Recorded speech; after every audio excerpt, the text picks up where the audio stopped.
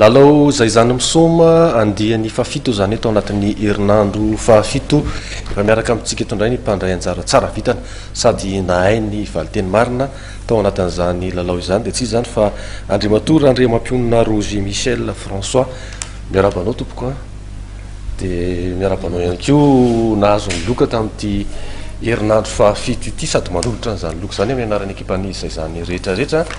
ny fanontaniana voalohany aloha toy mahazatra hoe fihetsem-po tena valy ka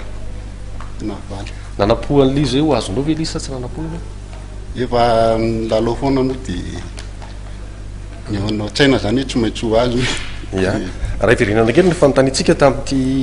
herinandro fafito na andiany fafito tamin'ny lalao zay zany misoma ity a dia ny hoe iza ny anaran'ilay andriambavilanitra italiana manolotra fandaharana sady mpanatotosa fandaharana atao amin'ny matv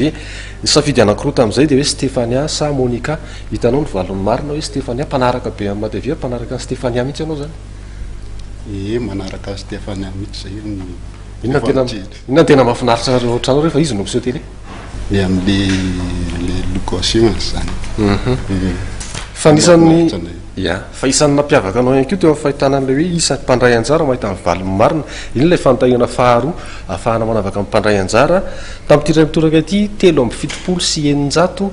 ny isan'ny olona nahita ny valon'ny marina ianao nahita 5.700 zany hoe isa roa no elanela nahoana ny nahitana ny taremarika io ny tsatoana sa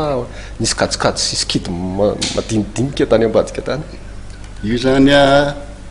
eny tsatoana aloha tsatoana ihany izy fa taremarika tamin'ny voalohany teo a iny ny zaraiko roa taremarika oviny tamin'ny herinandro le azon'le olona tamin'ny herinandro teo ia hitantsika amin'izany fa dia samy manana ny fanaovany kajy zany ny rehetrarehetra ao no mitsatoka ao no mety ohatran'ny namanato zany dia ny zarain'ndroa ilay mpandray anjara tamin'ny farany nahitana ity valiny manakaiky ny marina ity mamerina fiarabana dia mankasitraka indrindra amin'ny fandraisana anjara amin'ny lalao afatra kely ho an'ny mpamaka ny gazety izay zany mahafinaritra be zany le gazety miantso antsika mpandray anjara rehetra